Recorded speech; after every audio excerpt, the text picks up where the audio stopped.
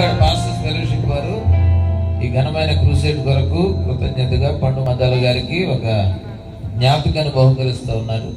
వారికి అభినందన పూర్వక శుభాకాంక్షలు. గట్టిగా చప్పట్లు కొట్టి వారిని అభినందిస్తాం. సకల